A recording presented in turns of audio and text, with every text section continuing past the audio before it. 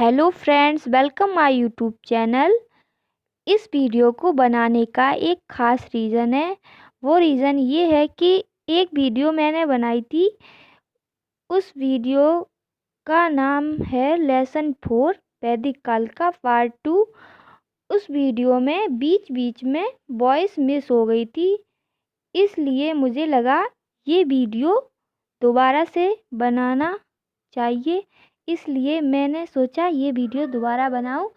तो उसके लिए मैं माफ़ी चाहती हूँ कि उस वीडियो में बीच में वॉइस मिस हो गई है।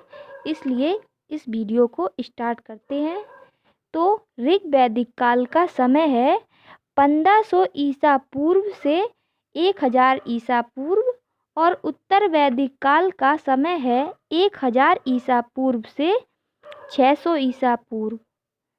सप्त सैंधव 7 नदी सिंधु, रावी, ब्यास, झेलम, चिनाब, सतलज, सरस्वती। महावर्त दिल्ली के आसपास का क्षेत्र। महर्षि गंगा यमुना का दोआब क्षेत्र को महर्षि कहते हैं। आर्यवर्त 1+2+3 हिमालय से विंध्याचल पर्वत तक का क्षेत्र आर्यवर्त कहलाता है। दक्षिणापथ विंध्याचल पर्वत के दक्षिणी ओर का क्षेत्र दक्षिणापथ कहलाता है। अब जानते हैं वेदों के बारे में। तो वेद शब्द संस्कृत भाषा के विद शब्द से बना है। इसका अर्थ होता है जानना।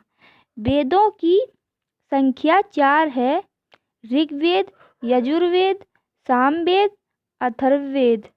ऋग्वेद सबसे प्राचीन वेद है। ऋग्वेद में विभिन्न देवताओं को संबोधित प्रार्थनाएं हैं, जिन्हें ऋचा कहा जाता है। ऋग्वेद में 10 भाग हैं, जिन्हें मंडल कहते हैं। प्रसिद्ध गायत्री मंत्र ऋग्वेद से लिया गया है, जिसका आज भी धार्मिक अवसरों पर उच्चारण किया जाता है। सामवेद में भारतीय संगीत के सप्त स्वर सा, रे, गा, मा, पा, धा, नी का वर्णन है। यजुर्वेद में विभिन्न यज्ञों का तथा उसे करने की विधियों का वर्णन है। अथर्ववेद में तंत्र मंत्र जादू टोने का वर्णन है। ओम भूर्भुवः स्वः तत्सवितुर्वरेण्यं भर्गो देवस्य धीमहि धियो यो न प्रचोदयात्। हे विश्व निर्माता, तुम्हारे पापनाशक ज्योति पुंज से हमारा उद्धार हो। तुम्हारे आलोक स्पर्श से हमारी बुद्धि सही दिशा में संचालित होती रहे। यह गायत्री मंत्र का अर्थ होता है। वैदिक सभ्यता को इतिहासकारों ने 2 कालों में विभाजित किया है।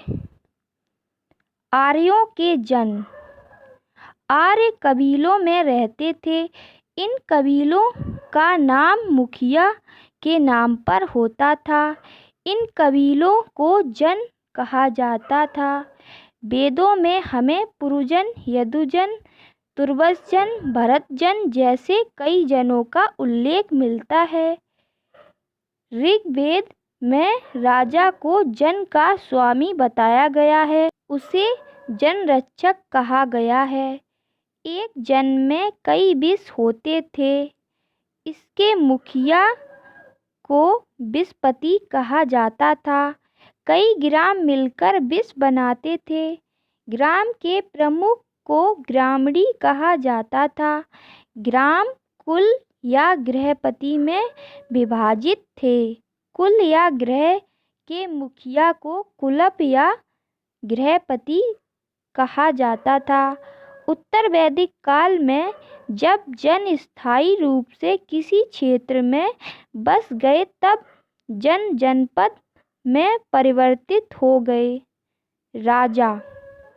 वैदिक काल में जन का प्रमुख राजा था। राजा का प्रमुख कार्य जन के लोगों की रक्षा करना था। वह युद्ध में सेना का नेतृत्व करना था। प्रारंभ में राजा का चुनाव सभा द्वारा किया जाता था।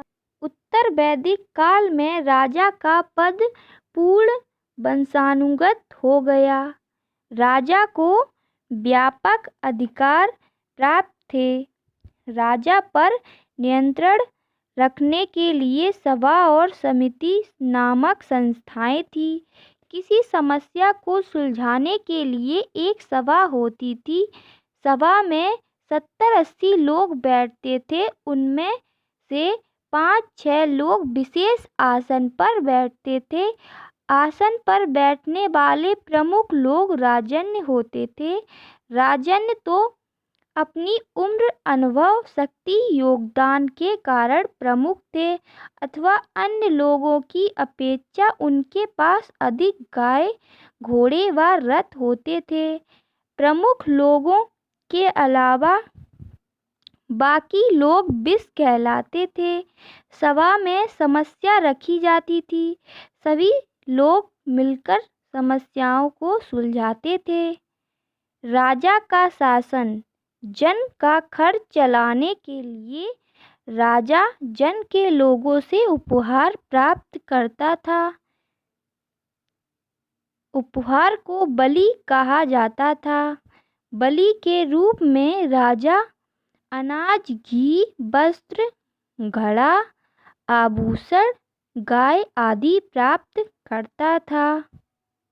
राजा अपनी आवश्यकता के अनुसार सामान रखकर शेष जरूरत के हिसाब से लोगों में बांट देता था।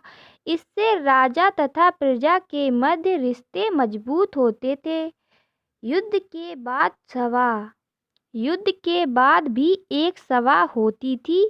सभा में जन के राजा जीत में मिली गायों, घोड़ों, रथ, हथियार, आभूषण, दास दासियों को जन के कई लोगों के बीच बांटते थे। लेकिन सबसे बड़ा हिस्सा राजा अपने पास रखता था। फिर राजन्यों और ब्राह्मणों को हिस्सा मिलता था। कुछ गायें, भेड़ें, बकरियां, अनाज आदि जन के साधारण लोगों को भी दी जाती थी। इससे राजन्यों के पास गायें, घोड़े, हथियार, सोना, दास दासियों की संख्या ज़्यादा हो जाती थी और वे पहले से ज़्यादा ताकतवर बन जाते थे। आज की इस वीडियो में इतना ही। मिलते हैं नेक्स्ट वीडियो में। Thank you.